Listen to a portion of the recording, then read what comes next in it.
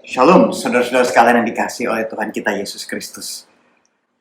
Saya senang sekali bisa kembali melayani saudara-saudara sekalian pada hari Minggu pagi ini, walaupun secara online, tetapi saya yakin bahwa itu tidak akan mengurangi hikmat dan kerinduan kita untuk dapat mendengarkan, merenungkan lebih jauh kebenaran firman Tuhan yang akan disampaikan nanti. Sebelum saya memulai berbicara mengenai renungan pada pagi hari ini, mari bersama-sama kita berdoa.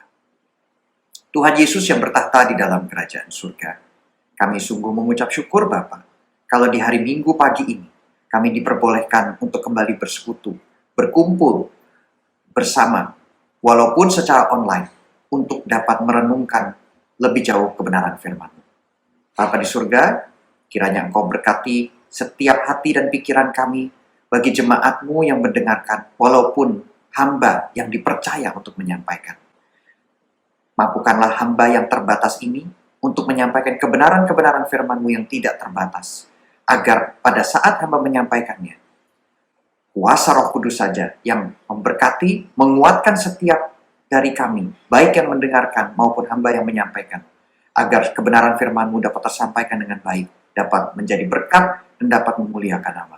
Terima kasih Bapa, terpuji-pujilah nama-Mu kekal selama-lamanya. Hanya di dalam nama Tuhan Yesus Kristus, Allah yang hidup, kami sudah berdoa dan mengucap syukur. Haleluya.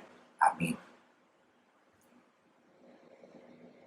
Saudara-saudari sekalian, firman Tuhan pada pagi hari ini akan terambil dari kitab Yohanes 11, ayat 1 sampai dengan 44. Nah, karena cukup panjang, maka saya akan membaginya dalam 3 bagian.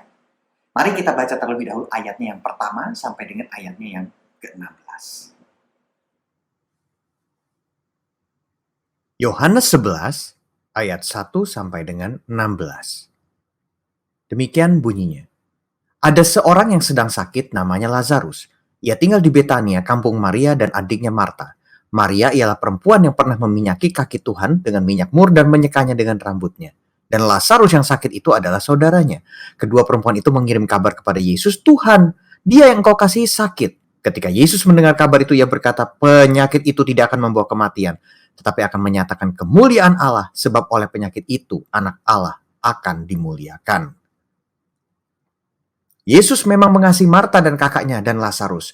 Namun setelah didengarnya bahwa Lazarus sakit, ia sengaja tinggal 2 hari lagi di tempat di mana ia berada. Tetapi sesudah itu ia berkata kepada murid-muridnya, mari kita kembali lagi ke Yudea.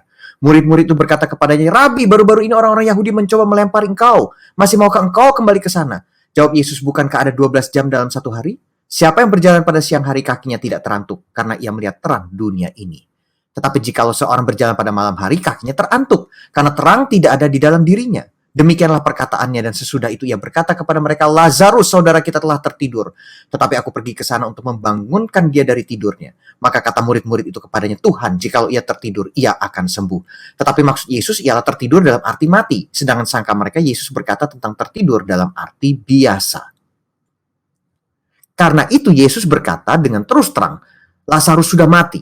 Tetapi syukurlah aku tidak hadir pada waktu itu, sebab demikian lebih baik bagimu supaya kamu dapat belajar percaya. Marilah kita pergi sekarang kepadanya. Lalu Thomas yang disebut Didimus berkata kepada teman-temannya, yaitu murid-murid yang lain, marilah kita pergi juga untuk mati bersama-sama dengan dia. Saudara-saudara sekalian, di tengah-tengah krisis ekonomi dan pandemi yang menyelimuti dunia saat ini, banyak orang mempertanyakan kehadiran dan campur tangan Tuhan di tengah-tengah jemaatnya. Mengapa kok sepertinya Tuhan tidak menolong kita sebagai anak-anaknya dalam pergumulan yang berat kita hadapi saat ini? Sepertinya kok pertolongan Tuhan itu jauh dari kita. Nah, mari kita belajar dari pengalaman keluarga Maria dan Marta di dalam Yohanes 11 untuk dapat lebih menyelami maksud dan rencana Tuhan di dalam setiap ujian hidup yang kita alami dalam krisis ini. Yang pertama, Tuhan Yesus punya maksud dan tujuan dalam segala sesuatu yang terjadi. Pada saat tragedi atau krisis atau masalah itu datang menerpa, respon pertama kita sebagai murid-murid Tuhan Yesus haruslah tetap percaya dan beriman kepadanya. Percaya bahwa di dalam segala sesuatu yang terjadi, Tuhan Yesus pasti memiliki maksud atau tujuan, dan tujuan itu pastilah untuk kebaikan kita dan indah pada akhirnya.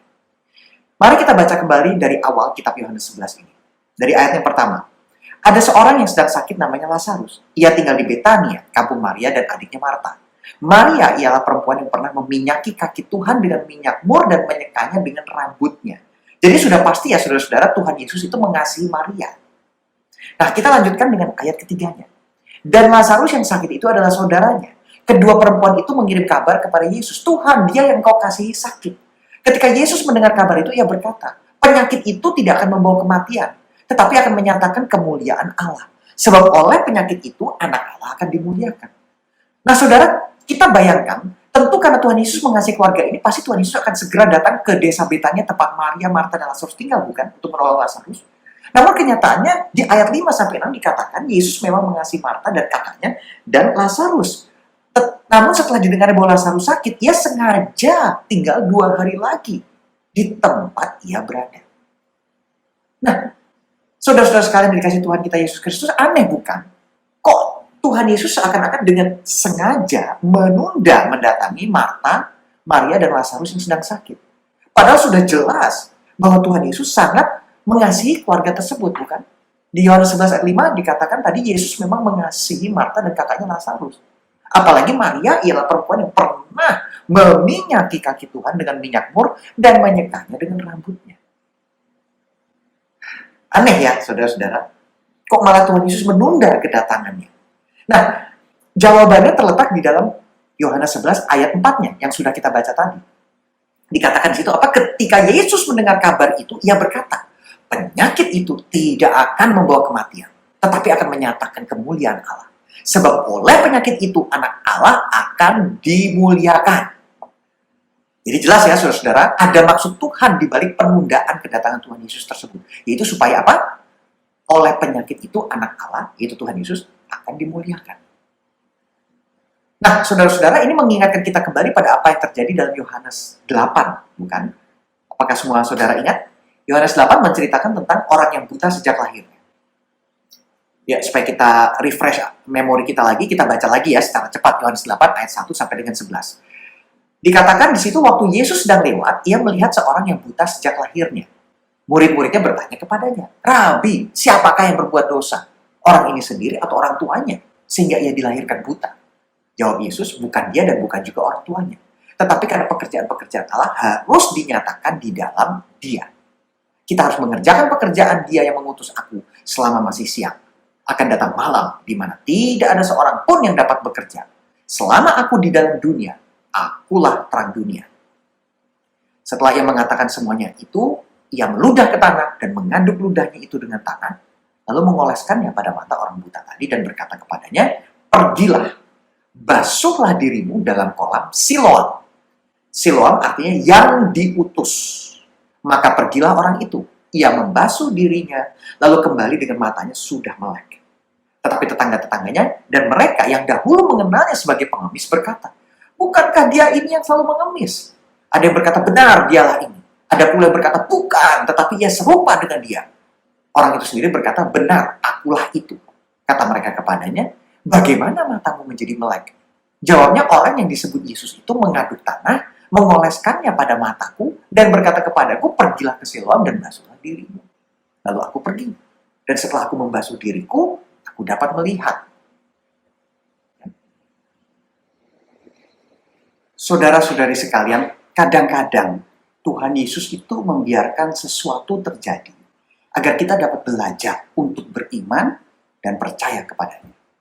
Dia ingin agar kita percaya teguh kepadanya walaupun kita belum melihat titik terang atau melihat campur tangan pertolongannya dalam hidup kita. Kalau misalnya Tuhan berkehendak, bisa nggak kira-kira dia menyembuhkan Lazarus dari jauh tanpa harus jauh-jauh datang ke Betania? Dia tinggal bilang, dalam nama Bapa, Putra dan Roh Kudus, sembuhlah engkau Lazarus dari jauh begitu. Tentu bisa dong ya. Oh dia Tuhan Yesus kok, dia kan anak Allah. Lalu dalam contoh orang buta sejak lahirnya di Yohanes 9 yang baru saja kita baca tadi, kalau misalnya Tuhan Yesus ingin menyembuhkan orang buta tersebut tanpa harus menyuruhnya membasuh dirinya di kolam Siloam, bisa nggak kira-kira saudara-saudara? Pasti bisa. Namun Tuhan Yesus ingin mengajar kita untuk selalu percaya dan taat kepadanya sebelum mujizat bisa terjadi atau sebelum pertolongan Tuhan itu menjadi nyata dalam hidup kita. Saudara, bukankah seringkali kita dan banyak orang Kristen lainnya yang mengaku sebagai anak-anak Tuhan, tapi tidak beriman, tidak kurang taat kepada Tuhan Yesus. Bahkan kasus kurang iman ini pun bisa terlihat dalam diri murid-murid Tuhan Yesus, terutama Thomas. Ya walaupun sudah siang dan malam bergaul dengan Tuhan Yesus, tapi masih seringkali jatuh imannya atau belum bertumbuh banyak begitu imannya. Nah, mari kita kembali lagi ke Yohanes 11 ayatnya yang ke-7. Di situ dikatakan, tetapi sesudah itu ia berkata kepada murid-muridnya, mari kita kembali lagi ke Yudea. Murid-murid itu berkata kepadanya, Rabi, baru-baru ini orang-orang Yahudi mencobai melempari engkau. Masih maukah engkau kembali ke sana? Nah, lalu kita langsung ke ayat 14-nya. Di ayat 14 dikatakan, karena itu Yesus berkata dengan terus terang, Lazarus sudah mati.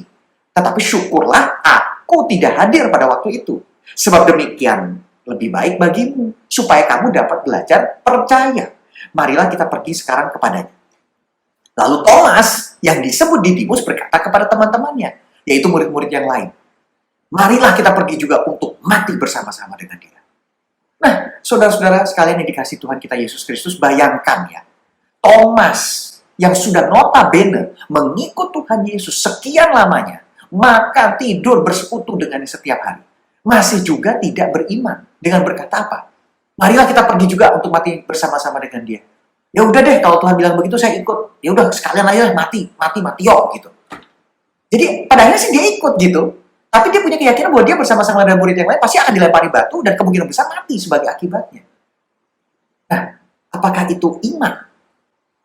Dan apakah itu sebenarnya sikap yang harus diperlihatkan dalam diri seorang pengikut Tuhan Yesus? Saudara-saudara, marilah kita menjadi lebih seperti Maria dan bukan Thomas. Ya. Dari awal di Yohanes 11 ayat 4 dikatakan, Tuhan Yesus sudah berkata, ketika Yesus mendengar kabar itu, ia berkata, penyakit itu tidak akan membawa kematian, tetapi akan menyatakan kemuliaan Allah. Sebab oleh penyakit itu, anak Allah akan dimuliakan. Jelas ya, saudara-saudara, kalau Tuhan sudah berkata-kata atau sudah berfirman, maka hal itu sudah pasti adalah suatu kebenaran, bukan? Kan tidak mungkin Tuhan Yesus itu berbohong. Kita semua sebagai murid-muridnya tentu percaya bahwa firman Tuhan itu ya dan amin. Amin, saudara-saudara sekalian. Tetapi kenapa pada saat itu, setelah Tuhan Yesus mengatakan bahwa penyakit itu tidak akan membawa kematian, sepertinya sulit bagi pengikut-pengikutnya, seperti Thomas, untuk percaya dan mengamini kata-katanya tersebut. Saudara, saya secara pribadi percaya penuh bahwa Tuhan itu sungguh sangat mengerti pergumulan dan penderitaan yang dialami oleh anak-anaknya. Seperti di saat pandemi COVID-19 ini. Saya percaya bahwa jika kita semua benar-benar beriman dan percaya kepadanya, maka kita semua pasti mendengar suaranya mengatakan penyakit atau virus COVID-19 ini tidak akan membawa kematian bagi usahamu. Penyakit virus COVID-19 ini tidak akan membawa kematian bagi masa depanmu. Tetapi justru akan menyatakan kemuliaan Allah. Sebab oleh pandemi COVID-19 ini, anak Allah akan dimuliakan. Dan sama seperti di Betania 2000 tahun yang lampau, setelah menunggu 2 hari, Tuhan Yesus membangkitkan kembali Lazarus yang sudah mati. Maka setelah beberapa tahun terjadi pandemi ini, jikalau kita tetap taat dan setia, dan tetap secara penuh beriman kepadanya, maka Tuhan Yesus pasti ya saudara-saudara akan membangkitkan kembali perekonomian saudara, usaha saudara, dan dia juga pasti akan membangkitkan kembali kehidupan keluarga saudara-saudara sekalian yang mungkin sempat porak-poranda karena pandemi. Amin, saudara-saudara sekalian. Ya, cuma memang waktu Tuhan itu ya berbeda dengan waktu manusia. Saudara-saudara sekalian, mari kita baca lagi ya, kelanjutan dari Yohanes 11 ini dari ayat yang ke-17. Yohanes 11 ayat 17 sampai dengan 32. Demikian bunyinya. Maka ketika Yesus tiba, didapatinya Lazarus telah 4 hari berbaring di dalam kubur. Betania terletak dekat Yerusalem, kira-kira 2 mil jauhnya. Di situ banyak orang Yahudi telah datang kepada Marta dan Maria untuk menghibur mereka berhubung dengan kematian saudaranya. Ketika Marta mendengar bahwa Yesus datang, ia pergi mendapatkannya. Tetapi Maria tinggal di rumah. Maka kata Marta kepada Yesus, Tuhan, sekiranya engkau ada di sini, saudaraku pasti tidak mati. Tetapi sekarang pun aku tahu bahwa Allah akan memberikan kepadamu segala sesuatu yang engkau minta kepadanya. Kata Yesus kepada Marta, saudaramu akan bangkit. Kata Marta kepadanya, aku tahu bahwa ia akan bangkit pada waktu orang-orang bangkit pada akhir zaman. Jawab Yesus, akulah kebangkitan dan hidup. Barang siapa percaya kepadaku, ia akan hidup walaupun ia sudah mati. Dan setiap orang yang hidup dan yang percaya kepadaku tidak akan mati selama-lamanya. Percayakah engkau akan hal ini? Jawab Marta, ya Tuhan, aku percaya bahwa engkau lah Mesias anak Allah. Dia yang akan datang ke dalam dunia. Dan sesudah berkata demikian, ia pergi memanggil saudaranya Maria dan berbisik kepadanya, Guru ada di sana dan ia memanggil engkau. Mendengar itu Maria segera bangkit lalu pergi mendapatkan Yesus. Tetapi waktu itu Yesus belum sampai ke dalam kampung itu. Ia masih berada di tempat Marta menjumpai dia. Ketika orang-orang Yahudi yang bersama-sama dengan Maria di rumah itu untuk menghiburnya, melihat bahwa Maria segera bangkit dan pergi keluar, mereka mengikutinya. Karena mereka menyangka bahwa ia pergi ke kubur untuk meratap di situ. Setibanya Maria di tempat Yesus berada dan melihat dia, tersungkurlah ia di depan kakinya dan berkata kepadanya, Tuhan, sekiranya engkau ada di sini, saudaraku pasti tidak mati. Nah, saudara-saudara sekalian, untuk menghemat waktu, mari kita langsung lanjut kembali ke ayat 38. Yohanes 11 ayat 38 sampai dengan 44. Demikian bunyinya. Maka masgullah pula hati Yesus, lalu ia pergi ke kubur itu. Kubur itu adalah sebuah gua yang ditutup dengan batu. Kata Yesus, angkat batu itu. Marta, saudara orang yang meninggal itu berkata kepadanya, Tuhan, ia sudah berbau, sebab sudah 4 hari ia mati. Jawab Yesus, bukankah sudah kukatakan kepadamu, jika engkau percaya, engkau akan melihat kemuliaan Allah? Maka mereka mengangkat batu itu, lalu Yesus menengadah ke atas dan berkata, Bapa, aku mengucap syukur kepadamu karena engkau telah mendengarkan aku.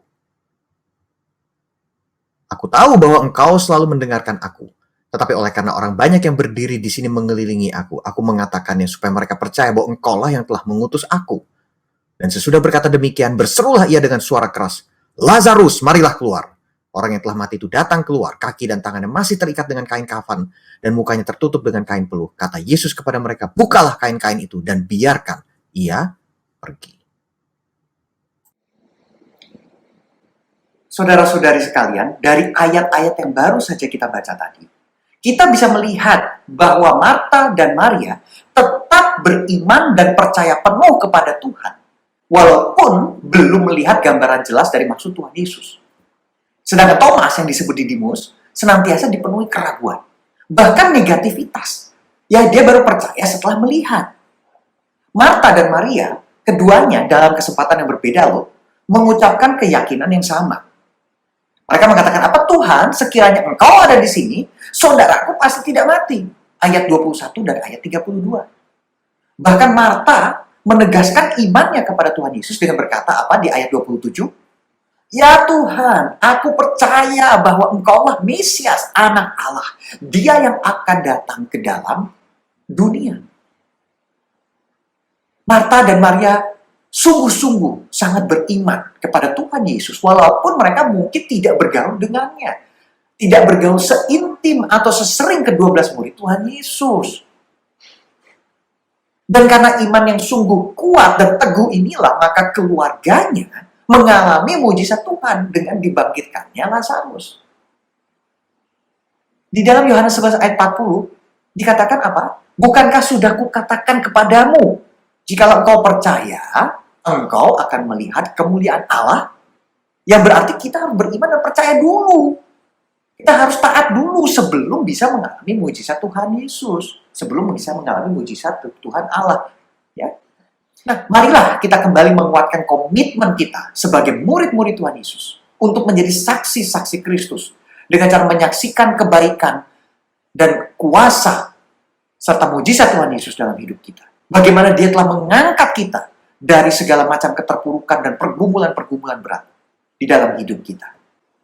Dan bagi kita yang belum atau mungkin masih berada dalam pergumulan atau kesulitan, masih menghadapi berbagai macam tantangan hidup, marilah kita menjadi seperti Maria yang di dalam Yohanes 11 ayat 32 bisa berkata dengan iman yang teguh, Tuhan, sekiranya engkau ada di sini, saudaraku pasti tidak mati. Tuhan, kalau engkau besertaku, maka pasti akan ada jawaban dan ada solusi dalam setiap pergumulan.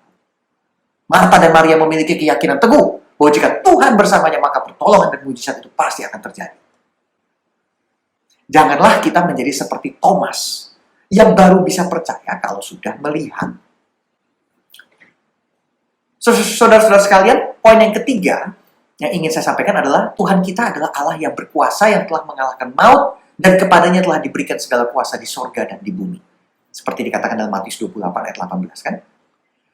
Kita semua baru saja merayakan kematian dan kebangkitan Tuhan Yesus di perayaan Paskah. Kebangkitan dan kemenangan Tuhan Yesus atas maut adalah suatu hal yang sudah tidak terbantahkan kembali. Seperti yang dikatakan dalam 1 Korintus 15 ayat 20. Tetapi yang benar ialah bahwa Kristus telah dibangkitkan dari antara orang mati. Sebagai yang sulung, atau yang pertama, dari orang-orang yang telah meninggal. Pertumbuhan iman kita sebagai murid-murid Tuhan Yesus itu memang suatu proses yang tidak sebentar. Butuh waktu, saudara-saudara. Murid-murid Tuhan Yesus pun bahkan jatuh bangun dalam pertumbuhan iman mereka. Namun pelan-pelan dibantu, ditopang, dan terus dikuatkan oleh Tuhan Yesus. Tapi memang perlu waktu. Rasul Petrus dan Thomas itu adalah contoh murid-murid Tuhan Yesus yang beberapa kali jatuh dalam iman mereka. Namun dapat bangkit kembali dan terus mengikut Tuhan Yesus sampai akhir. Sedangkan Yudas itu adalah contoh murid Tuhan Yesus yang jatuh, namun bukannya bertobat, malah bunuh diri. Nah, ini kan contoh dari respon seorang murid Tuhan Yesus yang salah kaprah. Ya saudara-saudara sekalian. Jadi marilah kita sebagai murid-murid Tuhan Yesus yang sejati, kita terus menjaga hati dan pikiran kita agar terus teguh beriman di dalam Tuhan kita Yesus Kristus. Percaya bahwa selama kita taat dan setia kepada perintahnya, maka dia tidak akan pernah meninggalkan kita.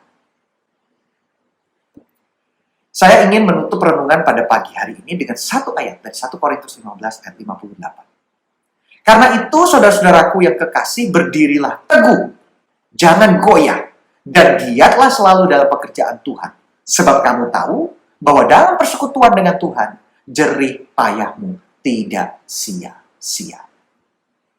Marilah kita terus berdiri teguh. Kita terus melayani Tuhan kita dengan setia. Karena Tuhan Yesus adalah Tuhan yang setia. Dan dia tidak pernah gagal dalam memenuhi janji-janjinya. Selamat menjalani hidup yang beriman dan menikmati pemenuhan janji Tuhan. Selamat hari Minggu, saudara-saudara sekalian. Tuhan Yesus memberkati.